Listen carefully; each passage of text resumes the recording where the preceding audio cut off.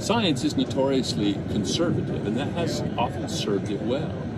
But to wear those robes of conservatism to the total exclusion, I mean that the uniform includes blinders to ignore all else, it does it's a disservice to science. And so I think we'll see science play out in very similar fashion as it applies to this. I strongly advocate that what we're dealing with is a fully justified, reasonable scientific hypothesis, and is not pseudoscience, is not just folklore.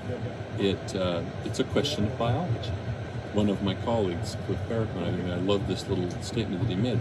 Bigfoot is biology, and I think that should be the mantra of those who undertake that, whether it's professional scientists or whether it's amateur enthusiasts. If we could do that and not muddle the landscape, or muddle the data landscape with extraneous, superfluous misidentifications or wishful thinking, then it can be a very, very significant contribution to the discovery of, like I said, one of the most intriguing mysteries of natural history and anthropological research in our time.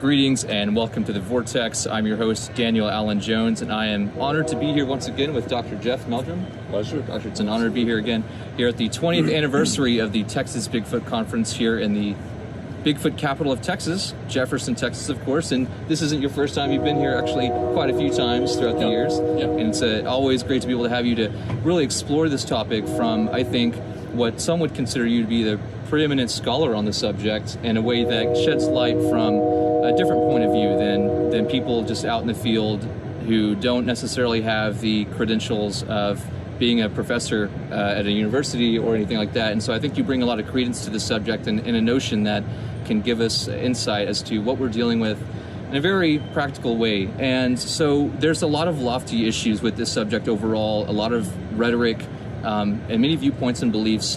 When we look at this in a way that this is potentially a big discovery waiting to happen, I think we're all sort of on the edge of our seats here, hoping that it could happen any day, but it's something we need to understand, that this isn't really just about the discovery, but the process of how the discovery will be declared, or the declaration of such a discovery will affect our understanding, our society. The level of, or standard of awareness in our society of this subject would probably have some drastic changes. And I think that it's an interesting concept to really think about. What are your thoughts on the potential discovery of Bigfoot being made, but not only that, how the declaration of a discovery can have an impact, maybe a positive or negative impact, and how that might influence us in our cultural understanding of this issue?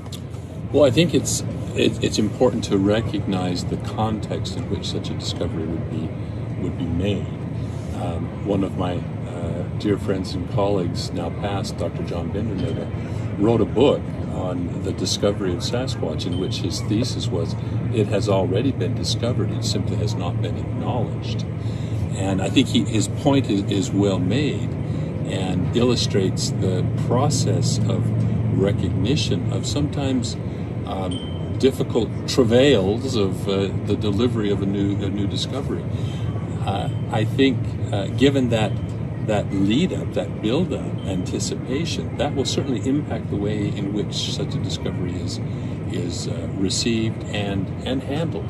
I think ultimately the nature, or the revelation of the nature of the discovery, of the discovered species, will have a tremendous impact and have implications for its declaration. In other words, if it turns out that anatomical and molecular studies indicate that this is a distant cousin of an orangutan, for example, one more grade 8, just one that's distinctive in its posture and its locomotor anatomy, I think we can look back in history and see the impact that the discovery of other large primates like the mountain gorilla has had on on culture, on human society, and our perception of our relationship to nature. If, on the other hand, it turns out that it is a hominin, a form that is much more closely related to us, far more closely related than any other living species on the planet, that may have more significant impacts. I mean, that to note that we actually share the planet with another close relative like that, one that shares what we have long taken as a unique adaptation of walking on two legs, would be very impactful.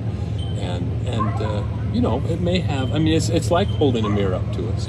It will certainly cause introspection. It will, for some individuals, it may even challenge their belief systems. Who knows? But right.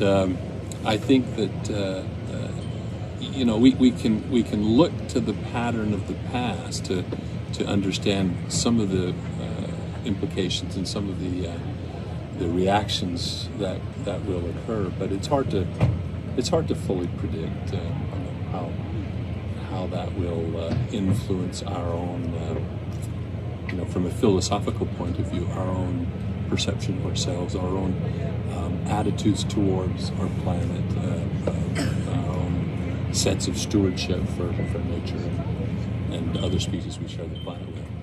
Right, and I think that you hit a good point there in a way that brings us into another idea that maybe there should be some conservation or perhaps preservation efforts made. Do you find that there should be a role on the government's behalf with this issue, if any at all, if such a discovery was to be made? Ultimately, I think there will. I mean, we have a system in place that essentially places the some of the onus of management of our wildlife resources under the auspices of the federal or state government. So I don't doubt that there will be some sort of role, regulatory and managerial role by those agencies. You know, but there will be, there certainly will be major implications for. I mean, this has been the stuff of science fiction novels for years already. The discovery of near humans and what the fate will be. I mean, several titles of novels come to mind that I've read over the years that explore some of the ethical questions about our treatment of a non-human hominin species if were it discovered. There was one that proposed the discovery of relic bands of Australopithecines in the forests of Africa, and how that their fate, the question of their fate, their rights. I mean, we already have issues of grade 8 rights, and so again, this would just put an even finer point on some of those conversations and debates and discussions and ethical exploration. So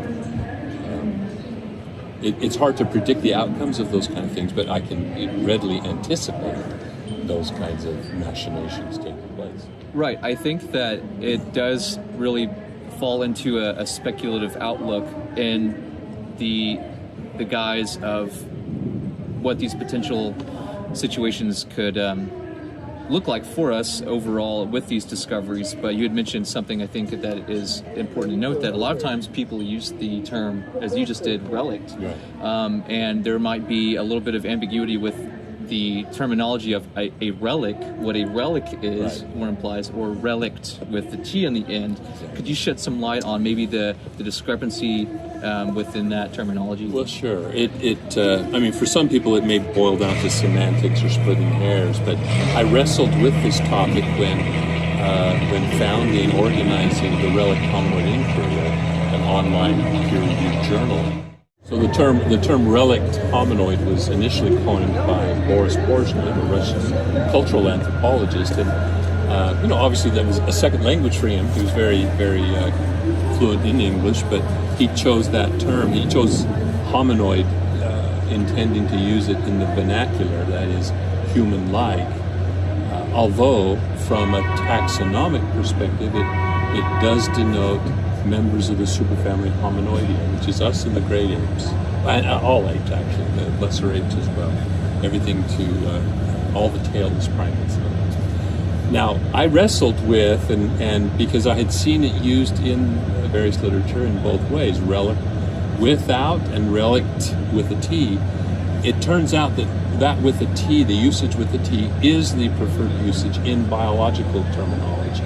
And it is, if you go to a dictionary of biology, you'll find that term there, and it refers specifically to populations of a species that has now that was once more widespread, much more numerous, and now has a much contracted and range, and is sort of a holdover from a previous era in a way. So it connotes that sense of something that is carried forward into the present from an earlier time or an earlier condition. But I think it has the sense, more of the sense of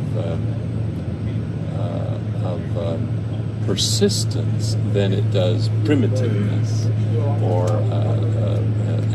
antiquity. In other words, more in an archaeological sense, where we see the term relic with it just ending in a C applied. Right, and I think that it helps differentiate, I think, if not anything else, in a more specified way that deals with the potential existence of something from a previous era. And I think that really does kind of fall into this area of Bigfoot research in a way that people consider this to be some kind of long lost missing link to some effect. Right. And it makes us wonder what still is out there that is tangible to be discovered, that might not just be fossilized remains or corporalite or something that we knew existed at some point, but something that's still around now, that's living. And you look at different figures, primatologist, one that comes to mind is Jane Goodall, who has commented on and made statements on the issue of Bigfoot. When it comes to figures, and then seeing how, again, coming back to this potential notion of discovery, the declaration thereof, and seeing how that might lend opportunity and avail to us more anthropological research and getting people involved to see what is possible to be gleaned from understanding maybe if there is such a thing as enculturation, a passing of knowledge, a consistent form of language, any sort of rites, anything that we would see in other culturalistic values that we possess and as people have, and other hominins that has been known to take place. What are your thoughts on how not only different figures like Goodall have commented on, but may lend insight into bringing people into this area once something like that discovery has been made? Do you feel like that's an appropriate form of movement to occur? Do you think that's going to naturally take place within the scientific community to jump on board and really get involved in looking into this? Oh, I think so. I think that the scientific community is really kind of poised for that eventuality. I think that we're seeing, we've witnessed a paradigm shift from the 60s to the present, where our notions about the pattern and process of human evolution have been tremendously revamped from an idea of what was known as the single species hypothesis, that human evolution was essentially a single file march with one species being succeeded by a subsequent one. The idea of competitive exclusion, there could be only one hominin species because that was an exclusive club. We now know that isn't the case. There are many different ways to be a hominin, and the tree is bushy, not a single central stem like a lodgepole pine or something. It was very, very bushy, and we're having more species added on an almost annual basis. As a result of that kind of shift in attitude, the notion that some of those branches may have persisted into the present is a very real one. New Scientist magazine, not too long ago, just a few years ago, carried a feature article in which they explored what their editorial board considered to be the top 10 questions facing students or researchers of human evolution today. And number 9 on that list was, are other hominins alive today? So it's in the mindset already. It's poised. It's just we've got to literally witness a die-off of that previous generation. As Thomas Kuhn said, sometimes it takes an entire generation to pass away before a novel idea, before a paradigm shift can be fully realized and a novel idea take root and flourish. And I think we're right on the cusp of that process. I see it in young new PhDs who have to kind of keep it zipped for the time being until they have job security and tenure, until that generation becomes the deans, the journal editors, the symposia organizers, the society presidents, and so forth. Once the gatekeepers we've had a changing of the guard at those choke points of thought and intellect, then I think we're going to see things happen. And and then in regards to how that will manifest itself, again, it boils down to what is the nature of this species? How far-reaching will the implications of that realization and recognition be? We are recognizing more and more qualities, be it intelligence, definition of animal intelligence, and the recognition of so many of the qualities that we thought were uniquely human that are simply not differences of kind, but merely differences of incremental degree. There are totally different attitudes about the nature of culture, and so we're acknowledging that chimpanzees have culture. They have different behaviors that have been learned, the nut cracking of some of the chimps, and they teach that to their offspring. And there's a material element. They sequester these stones or hardwood hammers and anvils, and they'll hide them up in the tree because they're hard to come by. So it's a resource, a material resource that is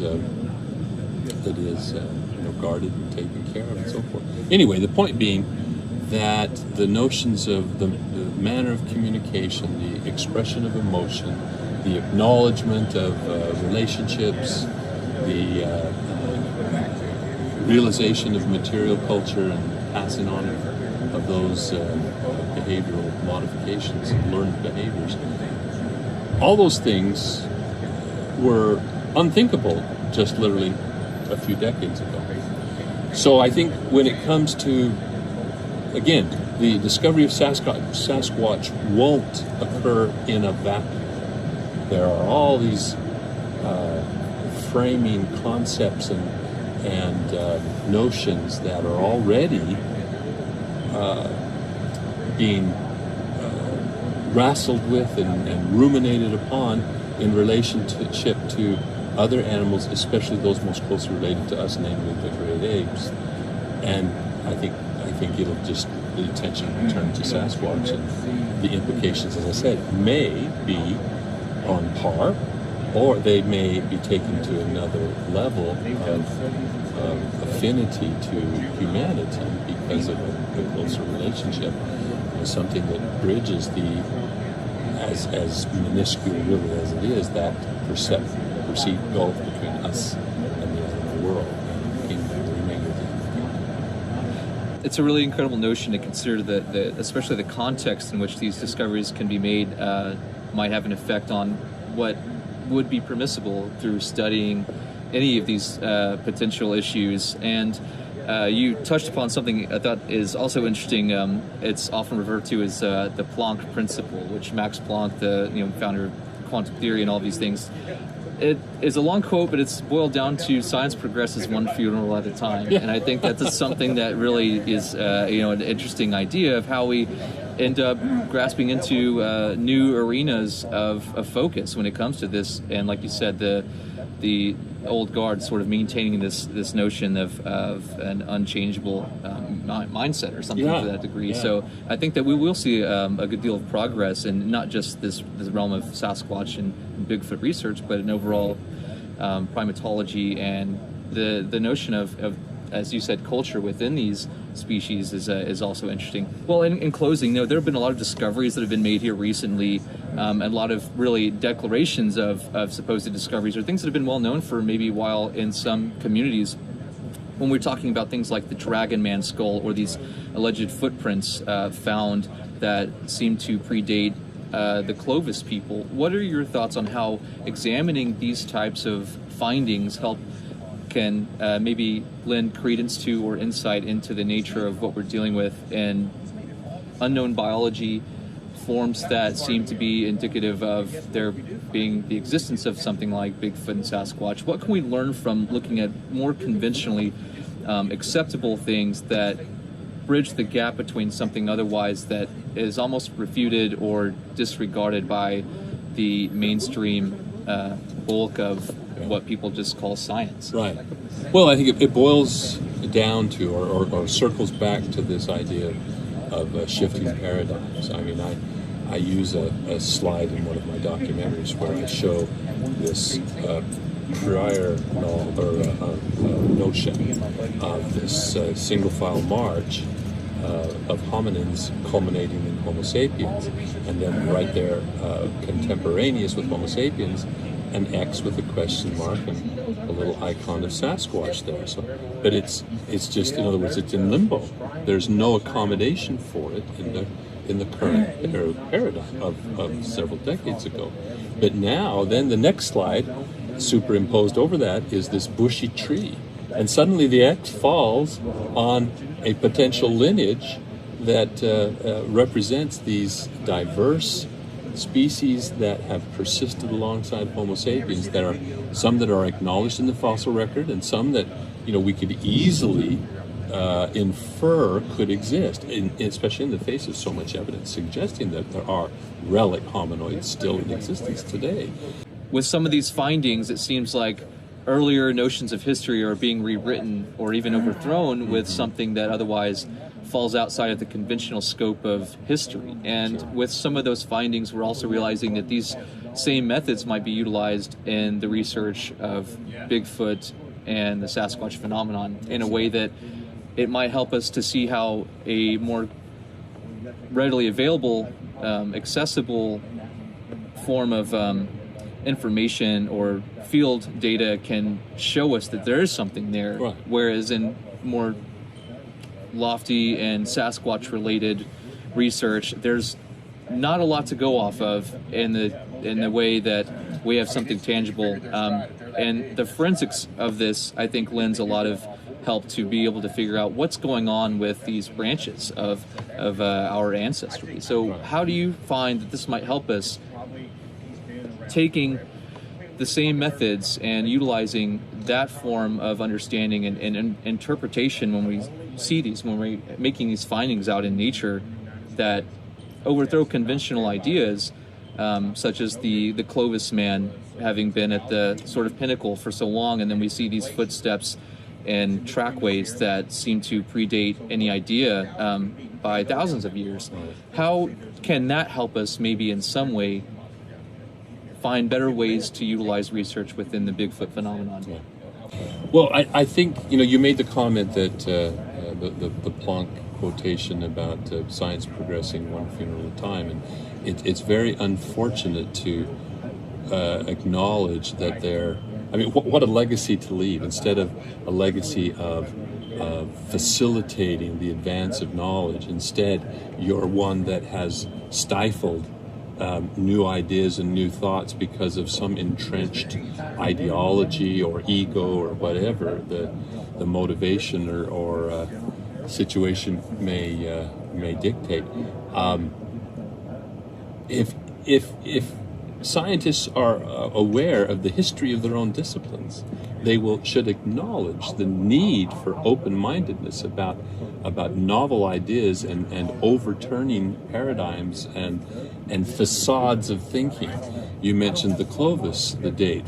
It's amazing when you look at the history of that, how there was a cohort of researchers who defended to the death, literally, as it turns out, defended to the death the idea that there were no humans in North America before a particular date that they had established based on some evidence from the archaeological record, but which the exclusivity of which could not be defended except by pointing to a current absence of, in their minds, conclusive or irrefutable evidence, when that highly suggestive, if not compelling, evidence was continually knocking on the door of that paradigm. And eventually, as so often happens, it crumbled in the face of overwhelming evidence of earlier of earlier dates. Now, science is notoriously conservative, and that has often served it well.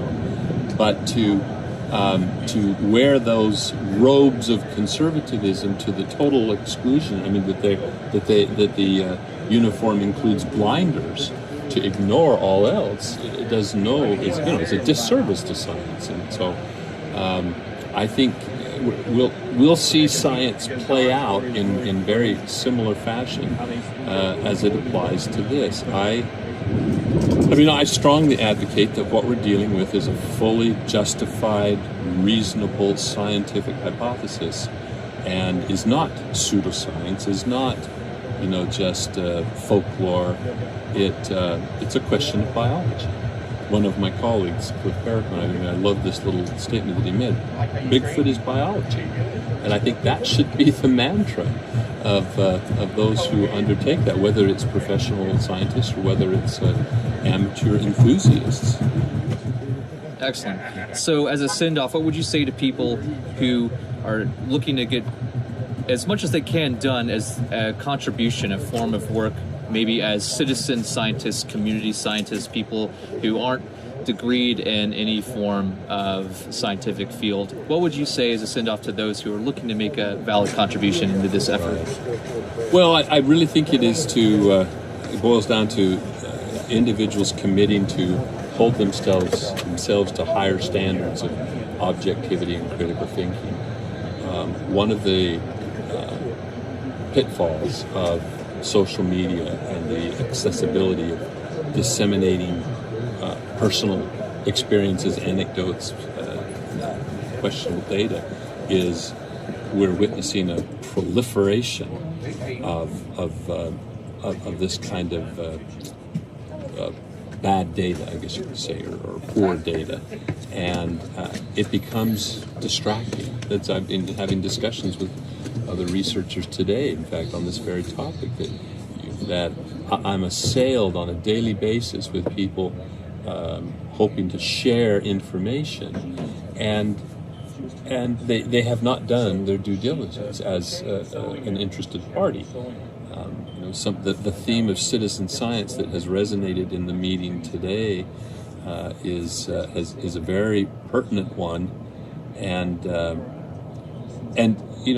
under the current circumstances, I think it really is critical, because the nature of the beast, nocturnal, rare, far-ranging, generalized, intelligent, those qualities all wrapped into one package make this one of the most difficult species to study in the field, by any measure, by any experienced exotic animal collector, for example. And so, which means, as one of very few serious academic researchers, it's really not practical for me to undertake to simply go out in the field and systematically collect data in order to do the analysis or to capture or to observe. And so I'm beholden to the eyes and ears of all of these amateurs, these citizen scientists, in order to collect. It's kind of like the Christmas bird count. The ornithologists can never accomplish that on their own, the professional academic ornithologists, but there's this army, this cadre of very skilled amateur birders that collect all of this remarkable data in a short period of time. And if we could do that and not muddle the landscape, or muddle the data landscape with extraneous, superfluous misidentifications or wishful thinking, then it can be a very, very significant contribution to the discovery of, like I said, one of the most intriguing mysteries of natural history and anthropological research in our time. That's incredible. Well, Dr. Meldrum, it's an honor to be able to have you here. You continue to push the boundary and standard of discipline needed, and of course, like you said, objectivity needed when it comes to this phenomenon and those who are involved. I think it's going to continue to help build momentum toward, hopefully, this potential discovery waiting to be made. So appreciate your time to come out here and share with us. It's something that I consider we are learning new things every day, and we won't know if you don't go, and you've done just that in many ways you've helped to provide people with the awareness of how what we're doing anthropologically and through anatomical research and forensics, we can see that there's a lot we can learn from basic animal science and behavior, and that's something that we need to apply more in a field which is riddled with whimsical nonsense. So I appreciate your time. Thank you. bet. Absolutely. If you liked this video, be sure to check out our other content and get connected on our page and social media sites. Every day, new discoveries are being made all across the world and beyond, so let's work together to find out what's next. And remember, we won't know if we don't go. I'll see you in the Vortex.